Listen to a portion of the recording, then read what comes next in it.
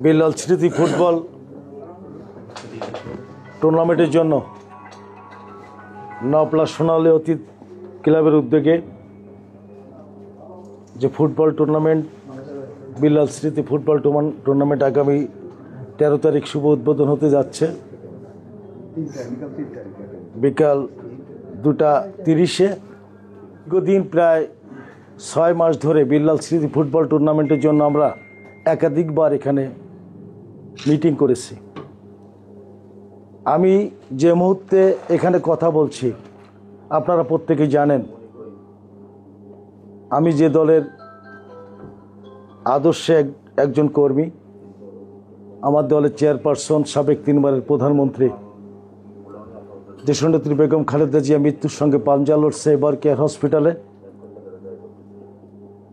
আপনারা যারা গত মিটিংয়ে এসেছিলেন আপনারা জানেন গত শুক্রবার অর্থাৎ 5 ডিসেম্বর দুবাদি ফুটবল একাডেমি কর্তৃক আয়োজিত তরিকুল ইসলাম স্মৃতি 2 লক্ষ টাকা পুরস্কারের ফুটবল টুর্নামেন্ট আয়োজনের উদ্বোধন হওয়ার কথা ছিল। আমরা শুধুমাত্র আমাদের নেত্রীর শারীরিক অবস্থা বিবেচনা করে খেলাটি স্থগিত করেছি, কিন্তু সেদিন আমরা দিন নির্ধারণ করেছিলাম বিল্লাল স্মৃতি টুর্নামেন্ট 13 তারিখে উদ্বোধন হবে। ইনশাল্লাহ আমরা আজকে শেষ মিটিং আশা করি 13 তারিখে বিল্লাল স্মৃতি ফুটবল টুর্নামেন্ট মাঠে গড়াবে।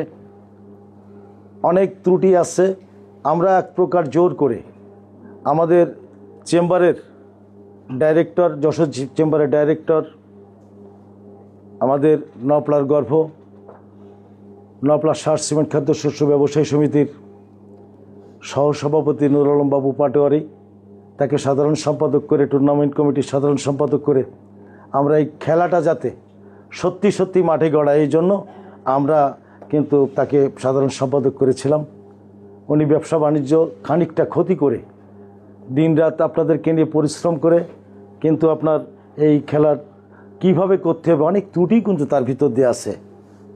বাবু তার বক্তব্যে বলেছে যদি কিনা আমাদের এই যে কমিটিগুলো করেছি যদি কোনো ত্রুটি থাকে এটা সংযোজন করা সম্ভব, আপনারা ত্রুটিগুলো সুন্দর দৃষ্টিতে দেখবেন। এই কারণে বাবু কিন্তু এগুলা নিয়ে খুব বেশি একটা আপনাদের মতন মাটামাট ঘাটাঘাটি করে না।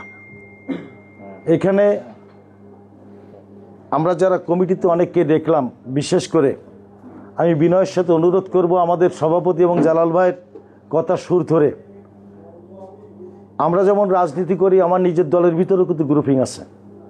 আপনারা যারা ফুটবল খেলেন আপনাদের ভিতরেও কিন্তু মতনৈক্য এবং গ্রুপিং আছে।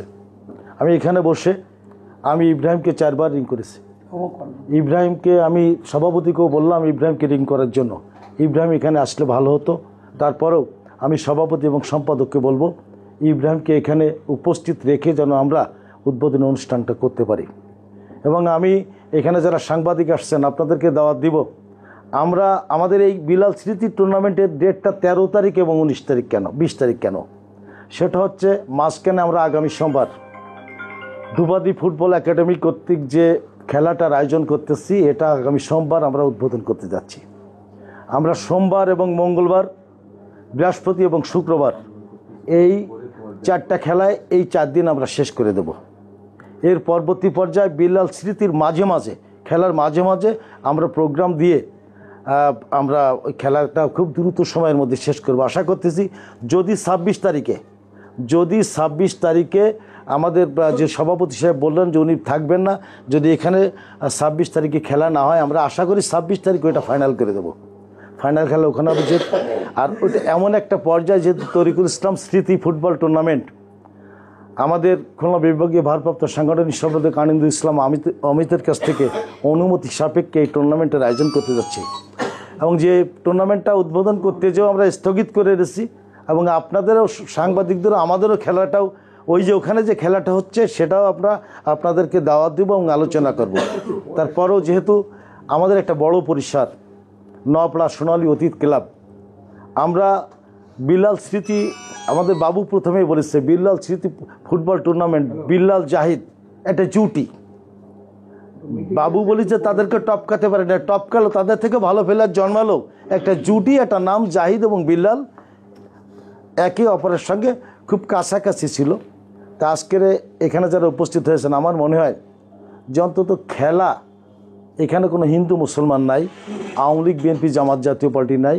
খেলার ক্ষেত্রে এবং লাশের যেমন কোনো জাত থাকে না, প্লেয়ারদের কোনো জাত থাকা উচিত না, কোনো মতনৈক্য থাকা উচিত না, এখানে কোনো দল দেখা উচিত না।